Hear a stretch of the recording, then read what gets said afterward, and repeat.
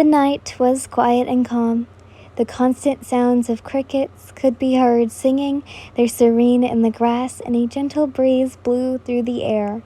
That helped bring some cool to the otherwise warm night.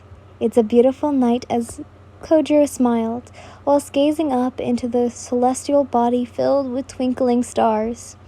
There is always something so mesmerizing about space that filled him with such wonder and joy, with such light and energy, that it'd never fail to put a smile on his face. Rengoku-san? Kuroji smiled upon hearing Tanjiro's soft voice and averting his golden eyes to see the young boy walking up to him.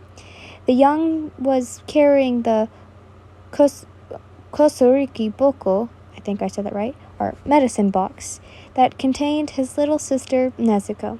"What is it, Kamado, my boy?" Stopping once he got closer, Tanjiro smiles. I just wanted to let you know that my friends and I are getting ready to leave," he says, somewhat timidly. "Is that so?" Yeah.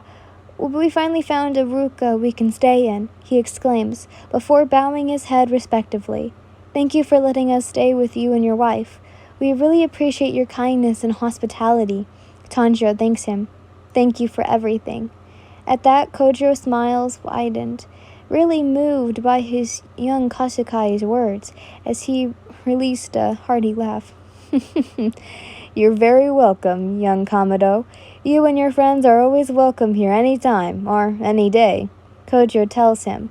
For a moment, neither of them spoke at all as Kojiro returns his gaze upon the stars above. It was almost as if they were just talking to each other, and Tanjiro marveled at how his teacher's golden and red eyes gleamed fiercely in the night. But the look in them is as gentle and soft as it always is. Tanjiro also glances up at the darkened sky above and smiled, seeing that it was indeed a beautiful and starry night. "Oh, wow," the young boy marvels, seeing the sky full of little stars of light. "Beautiful, aren't they?" Kojiro asked, keeping his gaze glued to the sky. Yes," Tanjiro mutters, mostly to himself, and stares mindlessly up into the sparkling night sky. Even more twinkling stars seem to appear and break up into tiny blackness.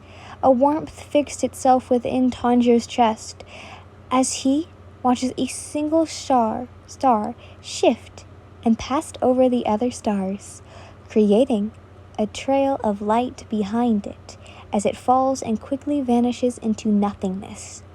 A shooting star. Did you see that?" Tanjiro's voice breaks the silence as he turns and glances at his teacher with bewilderment shining in his eyes. Kojiro couldn't help but let out a laugh, before nodding in admiration as a gentle breeze blows through the blonde and red traces his hair. "Did you make a wish?" he asked the young warrior. "Huh?" "They say if you see a shooting star, you're supposed to make a wish," Kojiro exclaims, glancing back at the young Kasukai. "There are many stories about wishes being granted when you see a shooting star in the night sky. Why don't you give it a try? Quick, before the opportunity passes." Tanjiro was taken aback by this. A falling star that grants wishes? He'd never heard of such a thing. No one's ever told him that before. Tanjiro remembered his father telling him that stars were the souls of those who passed, shining high and above the heavens and watching over them. He often liked believing that some of those stars were his deceased family and ancestors looking down on him. Returning his affection to the night sky, Tanjiro pondered for what to wish for. There weren't too many things that he really wanted, but there were a few ideas he did come to mind. For example, wishing Nezuko can be human again, or that the world was free of demons. "I wish—" "Don't," Kojiro suddenly says, as he quickly silences the boy. "If you say your wish out loud, it won't come true," he tells him. "You have to say it up here." "Oh." Kojiro points a finger to his head. "And keep it in there." He then places a hand over his chest where his heart is, a wish that Tanjiro had to keep to himself. Taking Kojiro's word to heart, the young slayer tilted his head upwards and towards the sky before closing his eyes. Taking a deep breath, he curled his fingers and gripped onto the fabric of his pants, and made a wish. I wish for that no matter what happens, things would be normal again. Once done, Tanjiro opened his eyes and glances back at Kojiro, who was still smiling at him. Aren't you going to make a wish too, Rengoku-san? He couldn't help but ask. A joyous laugh leaves the flame Hashira. All my wishes have already been granted, Kamado, my boy. He replies before standing. I have a beautiful wife and son, and I couldn't wish for anything else. I have everything I ever wanted. My lovely snowflower has brought me nothing but happiness and love from the moment I first laid my eyes on her. Kojiro's laugh is a blessed sound to Tanjiro's ears, something he could listen to all day, though they were in still a time of war. However, Kojiro will always continue to be a happy individual no matter what. He's both strong and enthusiastic, and nothing shows empathy for the weak. And always shows empathy for the weak. Some may consider happiness and love a weakness, but Kojiro draws from it. And that's something Tanjiro truly admires about his teacher. The man is so perfect. Corresponds for Kojiro Rengoku. Correspondent for Kojiro Rengoku.